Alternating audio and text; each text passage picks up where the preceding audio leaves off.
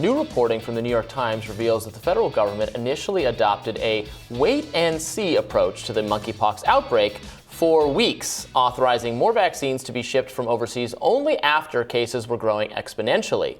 A slowed response that echoes the initial days of the COVID-19 pandemic. The Washington Post's Dan Diamond reports that the White House will soon name a national monkeypox coordinator. The Biden administration has yet to come to a decision on whether to declare a public health emergency. This as the U.S. nears 3,000 confirmed cases of the virus. This comes as the World Health Organization has declared monkeypox outbreak a public health emergency of international concern. National health reporter at the Washington Post, Dan Diamond, joins us now to give us the latest. Welcome to Rising. Robbie, thanks for having me.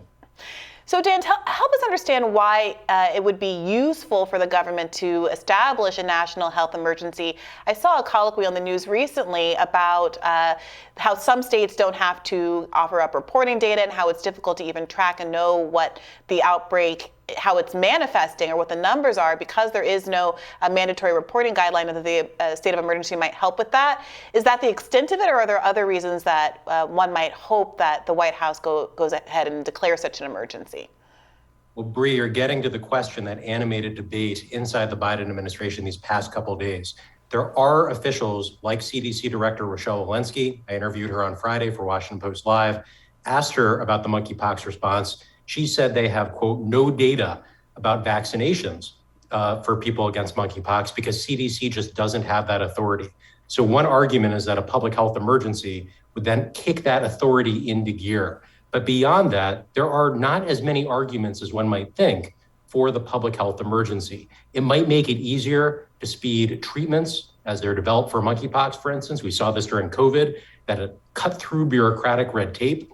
But there are officials also acknowledging that a public health emergency may be more symbolic than actual. And that's another reason why it has been held up rather than immediately following the World Health Organization move. I mean, this is tremendously frustrating coming on the heels, obviously, of COVID-19. You'd think here was a test run for agencies like the CDC and the FDA to, really get their stuff together to be prepared for this, an outbreak like this, which is still and while it's a really horrible disease, is, less, there's less potential, it seems like, for, system-wide, country-wide kind of uncontrolled spread.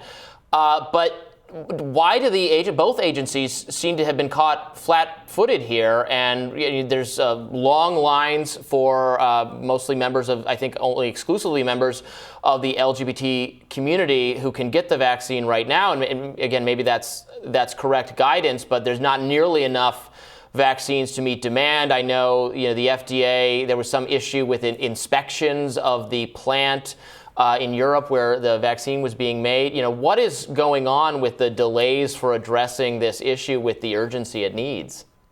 Yeah, let me unpack a little of that, Robbie. So I think first, you're right that this is not COVID. It doesn't spread like COVID in the air. It doesn't kill like COVID. It does have significant pain for people who contract monkeypox. They can have lesions that scar. And the number of cases is rising in a way that suggests the U.S. does not have control.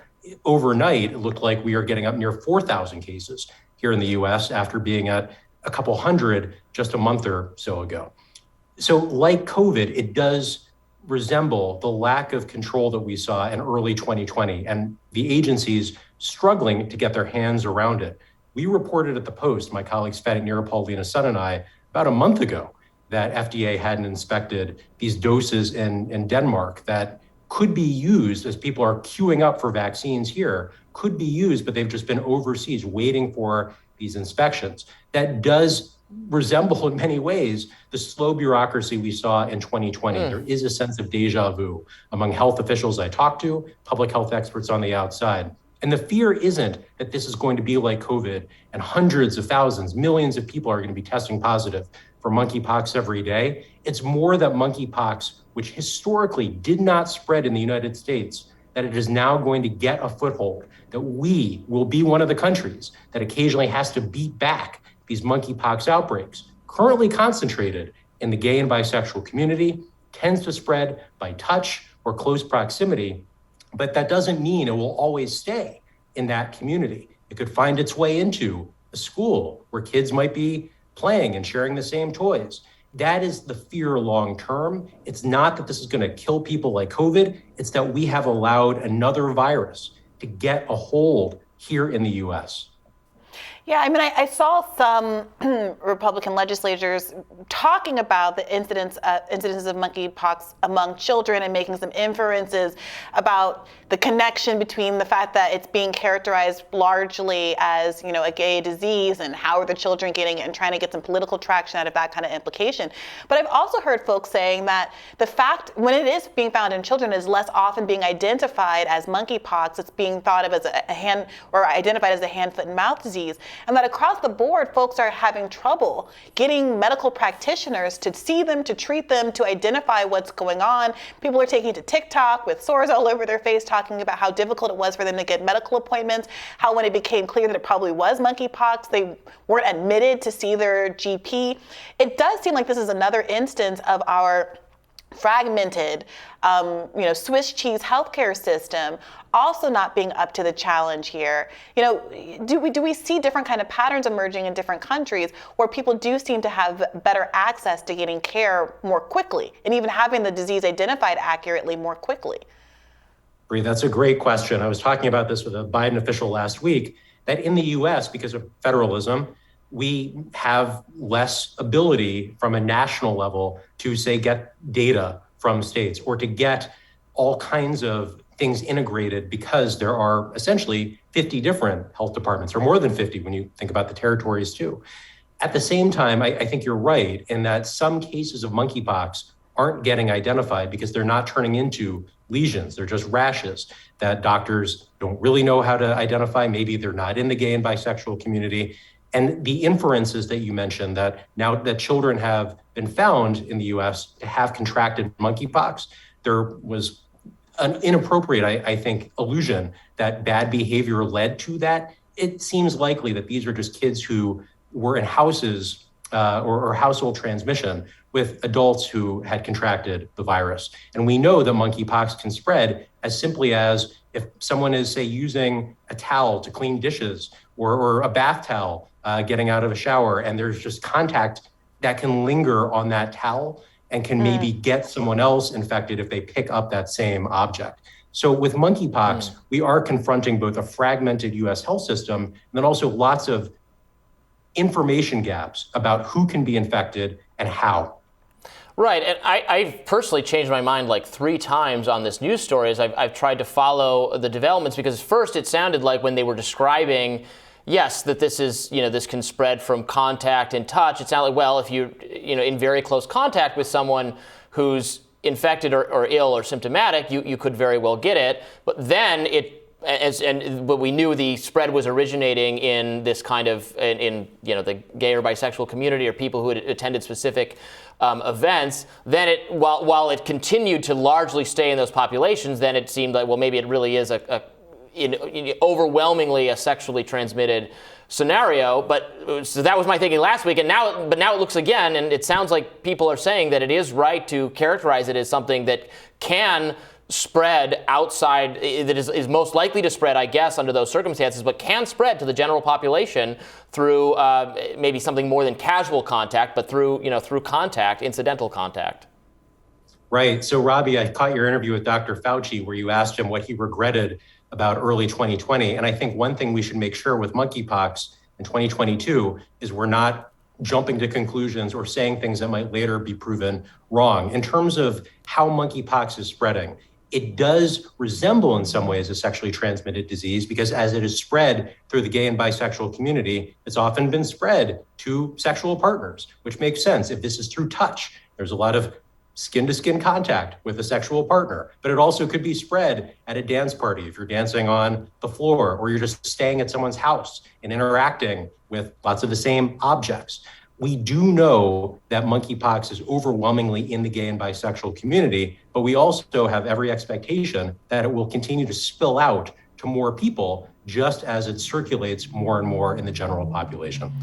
Yeah, that's what's so difficult about this, that there's a double-edged sword of identifying that a disease is disproportionately affecting a population. You want to be able to identify, to protect that population, make sure that population is getting, vaccines, et cetera, disproportionately or first. At the same time, you're wary of it becoming a stigma that, one, puts that marginalized population at risk for, public contempt, potentially even violence, and then also, makes other people who are outside of that group feel like they are immune. Like, you don't want people feeling like it's just not my kind of an issue because I do not belong to that group. And it's difficult because there are, I was saying this to Robbie before the show, I don't, in COVID especially, I rarely touch anybody these days out in the world. I don't go as many places as I used to. If whoever you're dating or married to, if you're in a monogamous situation, that means outside of that you have very little physical contact unless you have like a family.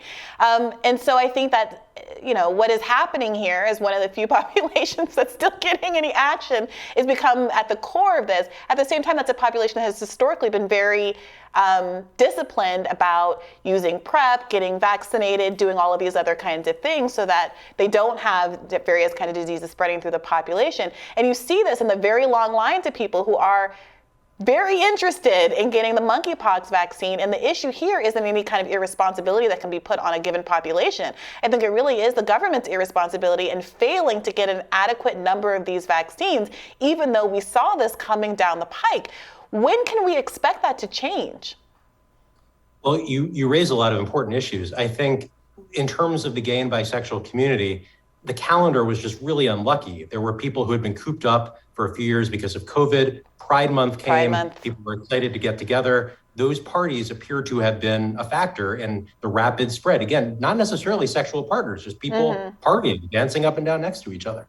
And then in terms of stigma, my colleague Fenton Nirapal had a great story on this about a month ago, that you do want to warn a community, but you don't want to stigmatize that community. And public health experts have been trying to thread that needle. I think that in the gay and bisexual community, there is a lot of awareness, Bree, but then you do have people saying, well, I don't need to know anything about monkeypox. It's a gay disease. It has nothing to do with a specific population. It just happens to be spreading in the gay community right now. That does not mean it won't spread in other communities. And when it comes to that population, which has been disciplined, as you say, in terms of HIV/AIDS lessons, that gay and bisexual community has been estimated, the number of people who might need vaccines is actually bigger than the amount of high quality Jynneos vaccines we have available. So even though more are coming, Bree, from overseas, I do think we're going to head to a point where there will be a vaccine cliff in the coming days or weeks. There won't be as many of these vaccines available as people will want,